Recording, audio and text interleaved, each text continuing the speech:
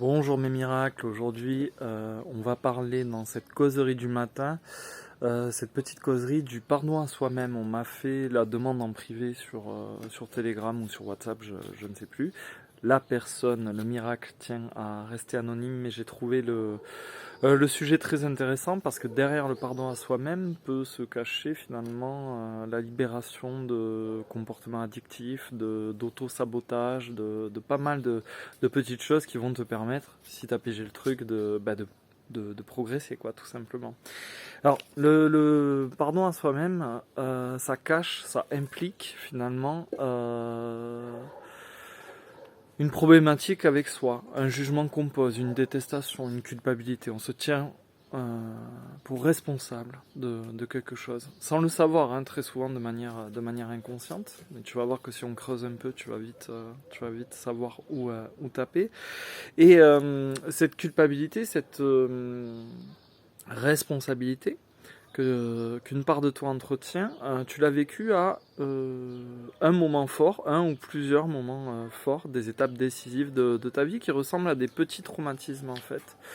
Et c'est dans ces périodes-là où tu as une part de toi, en tout cas moi je l'ai vécu comme ça, une part de moi qui s'est profondément déçue et une autre en fait qui a décidé de continuer à avancer, alors en boitillant, en s'arrangeant, en développant des mécanismes de contrôle pour un petit peu cacher la misère, et une autre partie en fait qui était d'accord avec cette idée, qui a validé cette idée que sur le moment t'as pas réagi comme il fallait, t'étais un peu en dessous de tout, ce qui fait qu'en fait t'as commencé à te détester avec plus ou moins d'intensité. Et donc de là, il y a la graine de la culpabilité, alors plus ou moins consciente, c'est encore ça dépend des niveaux, si tu veux, de protection et même de ton échelle de conscience, quoi. Hein, comment tu te situes par rapport à ta connaissance personnelle. Et derrière ça, donc du coup, tu peux, comme je te l'ai dit, développer des comportements autodestructeurs finalement. C'est ça le résumé. Moi, je l'ai beaucoup connu avec la cigarette, l'alcool, l'herbe, les médicaments, mais pas que aussi vraiment l'auto-censure, l'auto-sabotage sur des projets qui me tenaient à cœur, etc. Il y a finalement une part de toi, tant que t'as pas réussi à te pardonner, qui considère que tu vas pas mériter pleinement ce bonheur, et pour cause, parce que t'es enchaîné à quelques épisodes traumatiques, à quelques concepts, quelques idées, et du coup des énergies culpabilisantes. Et ça peut aller, si tu le renies vraiment, tu peux aller jusqu'à t'en rendre malade, voire très fortement malade. Alors pour continuer sur ce sujet du pardon, la première idée, c'est de revenir sur ces épisodes-là. Tu sais, ces épisodes traumatiques où bon, t'as pas fait le bon choix, t'as pas eu le bon comportement. Tu sais, c'est quand ton ego te dit je savais, j'aurais dû, ou tu aurais dû, blablabla. Ça dépend comment il s'adresse à toi, ton tiroir. Et du coup, c'est bon de revenir sur ces douleurs un peu à vif, ces mauvais choix, pour aller les observer. Et t'observer en même temps, en fait, voir ce que ça ravive chez toi. Ça peut être ça peut être un enfant né d'une autre union et que t'as jamais eu l'occasion de voir, et tu vois, t'en vouloir pour le comportement que tu as eu, tu vois, pour ta lâcheté ou ton manque de communication, ou pour tout un tas de raisons. Tu peux le voir sur plein de choses. Tout ce que tu as considéré comme un échec, comme un regret, voilà, et qui est un petit peu douloureux, euh, il faut le ramener au premier plan et l'observer froidement, et t'observer froidement. Parce qu'il faut comprendre qu'à ce moment-là, tu as réagi avec ton niveau de conscience, ton échelle de conscience maximum. J'entends par là que personne, absolument personne, se lève le matin en disant « Aujourd'hui, je vais flinguer ma vie. je vais faire un choix qui va me détruire ou qui va faire du mal à d'autres personnes volontairement. Personne ne fait ça. On pense toujours agir au mieux pour notre bien, quoi. Alors après, que ce soit dans notre intérêt personnel ou dans l'intérêt des autres, ça c'est un autre apprentissage. Mais au moment où on prend la décision, ou au moment où on prend la décision de ne pas prendre de décision, peu importe, on pense agir au mieux de ce qu'on sait, de nos connaissances, de notre conscience, etc. Et tu sais qu'on a 8 niveaux de conscience, que tout ça est spiralant, un peu comme l'énergie qui est ascendante en spirale, et qu'on peut se retrouver en fonction de situations, de configuration plus ou moins haut dans cette spirale. Et donc au moment où tu as pris ta décision, tu pensais bien faire, et alors qu'une part de toi t'a catégorisé, étiqueté comme en dessous de tout.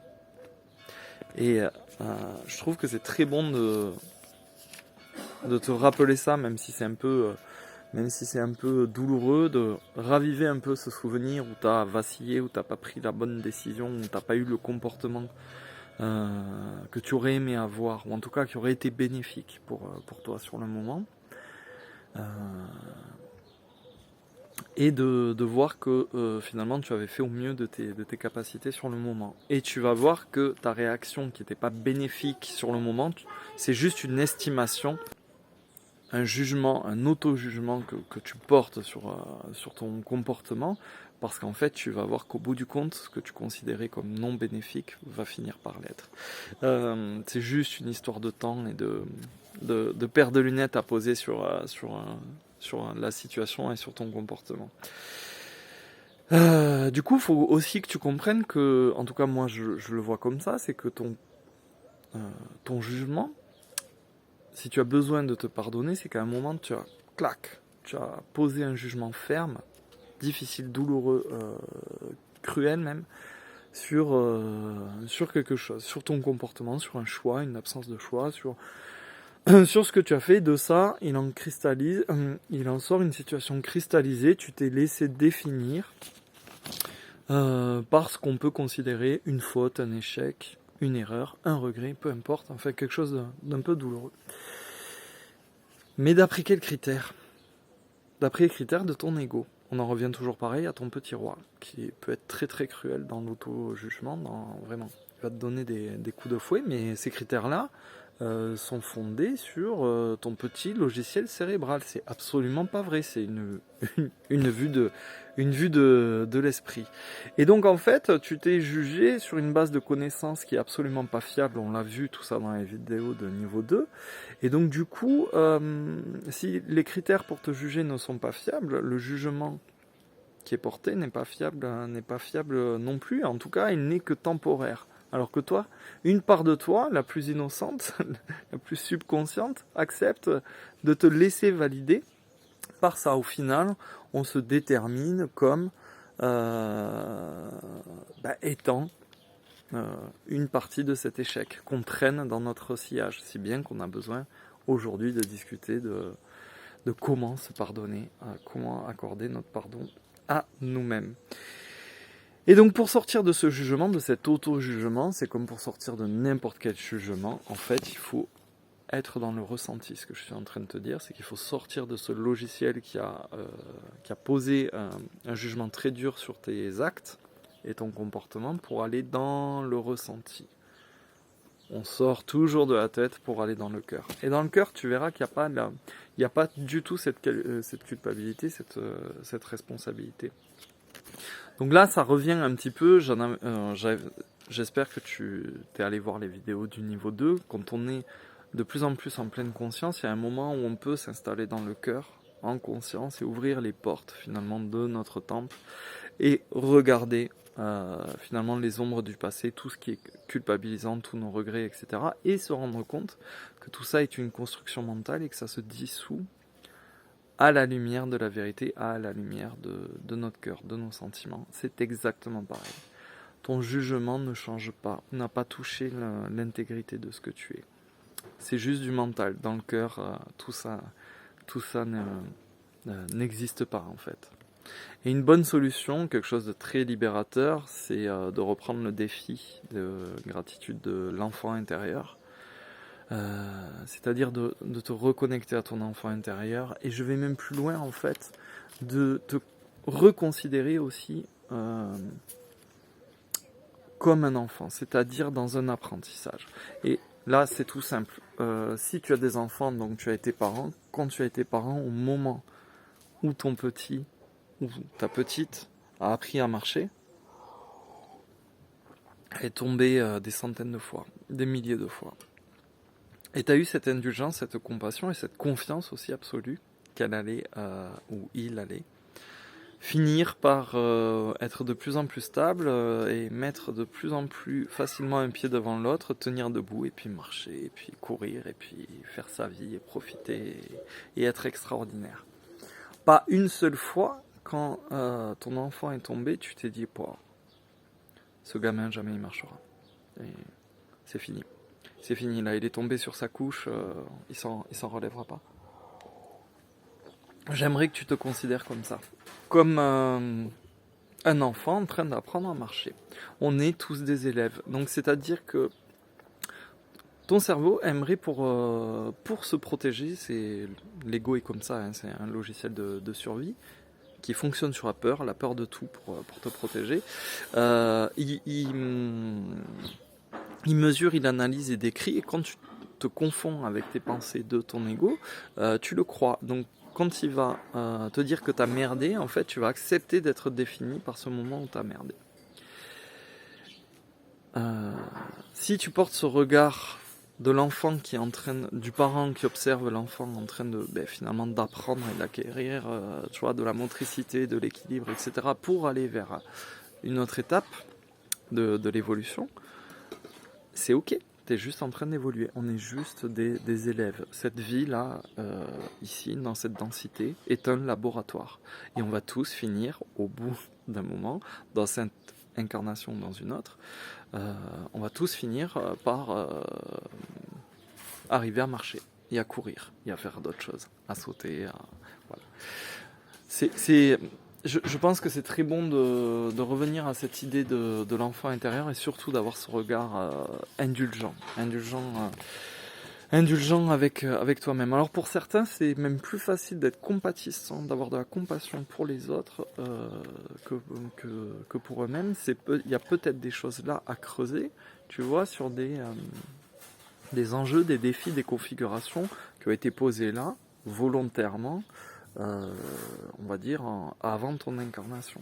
C'est peut-être là tes grands défis de vie, tes nœuds en fait, pour que tu puisses progresser. Un peu comme l'enfant qui va pour la première fois lâcher le meuble, la table basse, pour tenir un petit peu droit avant de faire ses premiers pas.